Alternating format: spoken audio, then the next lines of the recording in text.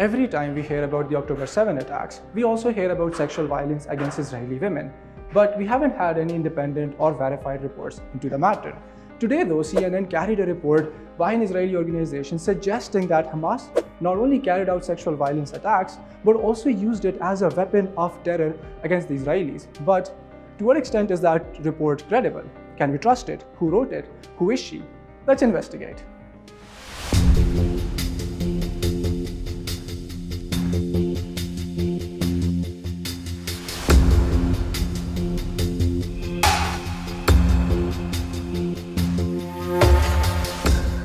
There has been widespread evidence of rape and sexual abuse against women on October the 7th. We found a recurring pattern of victims found fully or partially undressed. Such a pattern may be indicative of some forms of sexual violence. There were allegations that sexual violence or rape had happened as a genocidal tool. It's being used and used over and over again in order to justify the genocide against Palestinians. Meet Dr. Kokav El-Kayem Levy. She calls herself a human rights expert. The Western media loves her. CNN had her on. The White House received her. Hillary Clinton endorses her. She even won Israel's highest civilian prize. But here's the thing. She really isn't a human rights advocate. She's a lawyer who worked for Israel's Attorney General's office, where she published a legal manual, a how-to guide for force-feeding Palestinian prisoners on hunger strikes. Force-feeding is classified as a torture by the UN, the WHO, and every major medical body. That's not protecting human rights. That's legalizing their violation. Israel then turned that manual into a policy against Palestinians. Now here's where it gets worse. The lies. She told the world that Hamas cut a fetus out of a pregnant woman.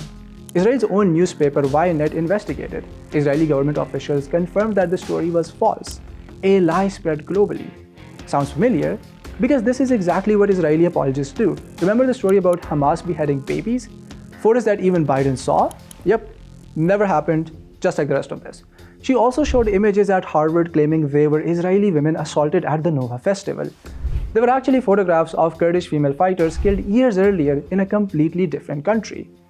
Interestingly, the New York Times published a big story based on the same narrative about systemic rape by Hamas at Kibbutz Be'eri, until they quickly walked it back with another story saying the news was false.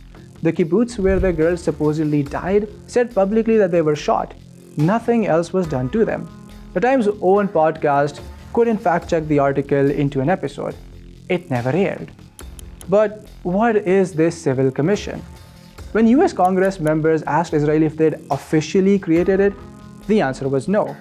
Israel's own Channel 13 journalist Raviv Dakar investigated. His conclusion?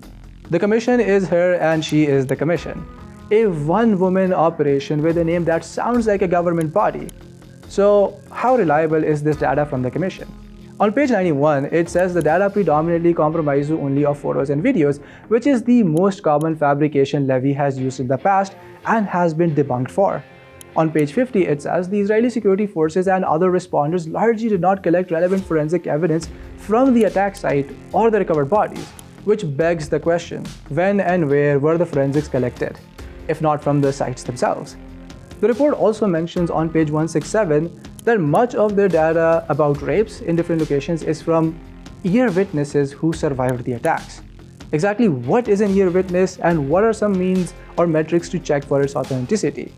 Page 6 mentions that international experts help documenting the evidence, but they're kept anonymous. Why would an expert be kept anonymous? Do they not want credit for such a landmark report? The report then says it conducted over 430 interviews, but it contains only 60, which is less than 15% of the supposed data. The question then is Levy a fraud? She raised $8 million for this report in 2024. $1.5 million was for management and administration. Israelis Ynet reported that donors, including a member of the Biden administration, believe they were defrauded. The price she received, by the way, it was for a report that Channel 13 confirmed did not even exist at that time. In fact, it was a cluster of headlines and pictures. So what's the bottom line? Is Hamas guilty of sexual violence? Maybe. We don't really know because there are no independent reports on this matter, but a report built on fabricated stories, false images, and a fake commission funded with millions blessed by the Western governments and amplified by CNN deserves to be questioned. Because extraordinary claims require extraordinary evidence.